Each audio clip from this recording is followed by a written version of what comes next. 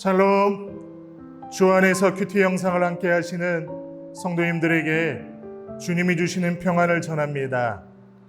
참 무더운 여름의 계절을 어떻게 보내고 계시는지요?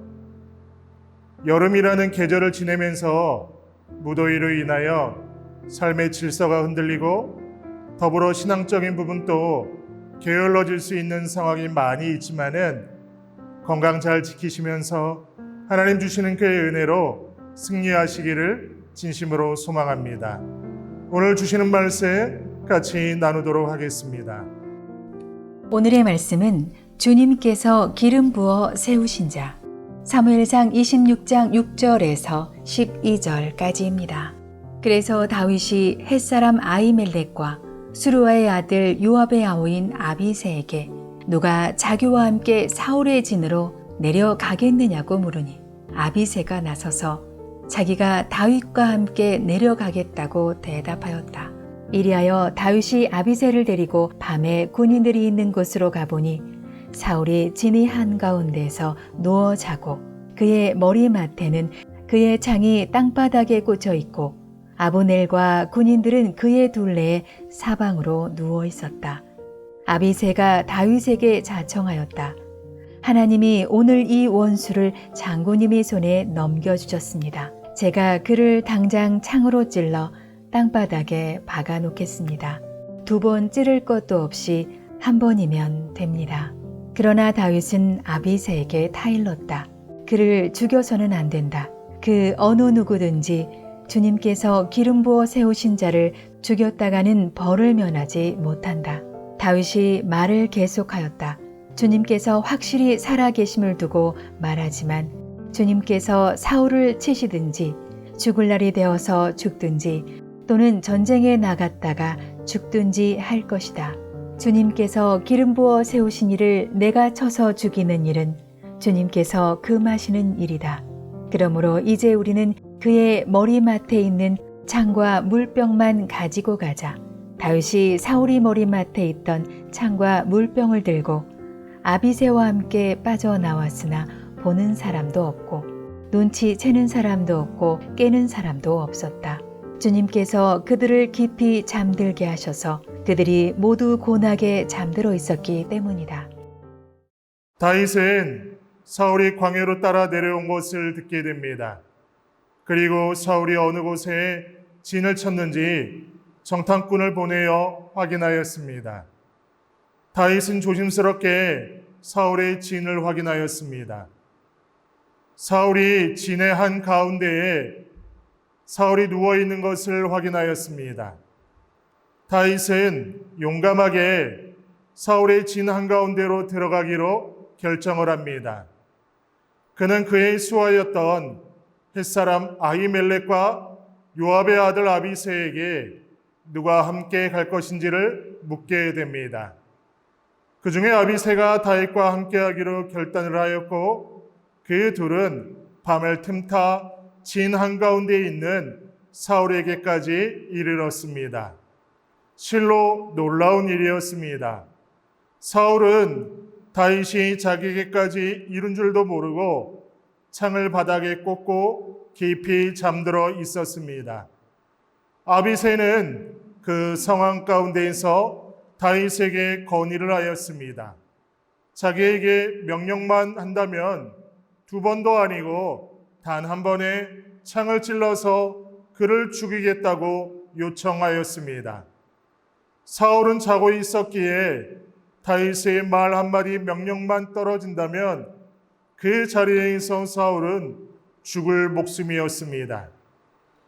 그런데 다윗은 그 자리에서 놀라운 결정을 합니다.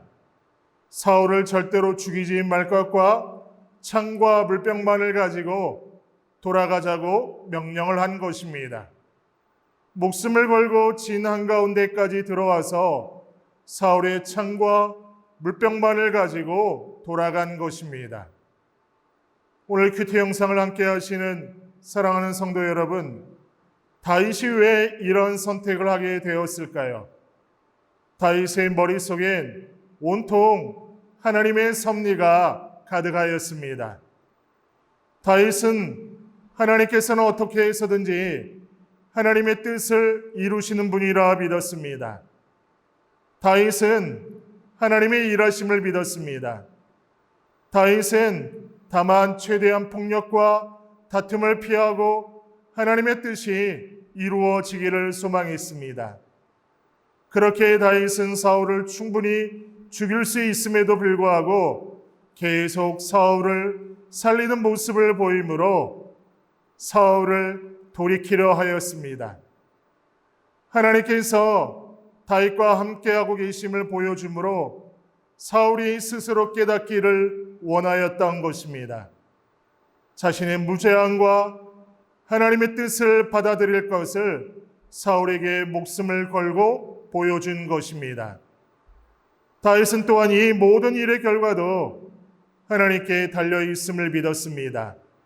자신이 죽이지 않더라도 하나님의 심판의 뜻이 있다면 사울은 결국 전쟁에서든지 또 다른 어떤 방법을 통해서라도 죽음에 이르게 됨을 믿었습니다.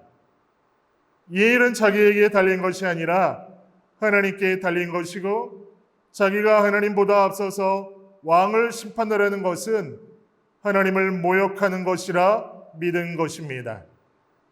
결국 하나님께서 모든 역사의 주관자이시며 인생의 인도자이심을 다윗은 굳게 믿고 있었습니다. 자기가 해야 할 일은 그 일에 참여하는 것이고 하나님의 뜻에 순종하는 것이고 겸손한 마음으로 나아가야 하는 것임을 깨달은 것입니다.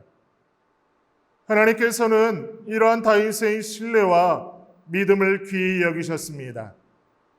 오늘 말씀의 마지막 절은 이러한 다윗의 뜻을 하나님께서 지지해 주셨음을 그대로 보여줍니다. 사울은 깊게 잠들어 다윗이 다녀간지도 모른 채 잠을 잤습니다. 하나님께서는 다윗을 통해 다시 한번 사울에게 자신의 뜻을 보여주시고자 결단하였습니다. 오늘 말씀을 통하여서 성도인 우리 또한 우리의 인생의 주관자가 오직 하나님이심을 기억하는 하루가 되기를 소망합니다. 특별히 원수를 대할 때 심판은 하나님의 것이라는 사실을 기억해야 합니다. 성도인 우리는 하나님의 정의와 공의를 믿습니다. 그러면 하나님의 뜻을 거슬러 다른 이를 미워하고 복수하고 심판하려는 마음을 내려놓아야 할 것입니다. 오히려 하나님 보시기에 더 거룩한 사람, 더 지혜로운 사람, 더 선한 사람이 되어 하나님의 뜻을 이루어가는 사람이 되는 것, 그것이 더욱 멋지게 복수하는 일임을 우리는 기억해야 합니다. 만일 오늘 말씀에서 다윗이 사울을 죽이고 말았다면 다윗은 그저 전쟁에서 승리했던 수많은 왕 중에 하나가 되었을 것입니다. 그러나 그는 끝까지 하나님을 신뢰하는 모습을 보여줌으로써 하나님의 구원을 이루어간 위대한 왕이 되었습니다. 다윗은 지혜로서 더 중요한 길, 더 위대한 길을 선택을 하였습니다. 이 시대에 성도로서 살아가는 우리 또한 다윗의 모습을 통하여 끝까지 우리 인생의 주관자 되시는 하나님을 신뢰하고 하나님의 뜻을 이루어가기에 부족함이 없는 우리 모두가 되기를 진심으로 축복합니다. 다 같이 기도하겠습니다. 하나님, 이 땅 가운데에서 성도로서 살아갈 때 성도의 삶은 하나님의 이끌어 가심을 고백하게 하여 주옵소서. 내가 내 인생에 주인 행세하지 않게 하여 주시고 주인 되어 주신 하나님께서 앞서 가서 일하여 주심을 믿음으로 바라보게 하여 주시사 순종함으로 하나님의 일하심을 따라갈 때 놀랍도록 역사하여 주시는 그 하나님의 은총을 충만히 누리는 복된 성도님들 되도록 하나님 일하여 주옵소서. 하나님께서 그렇게 행하실 것을 믿게 의지하며 예수님의 이름으로 기도드리옵나이다. 아멘.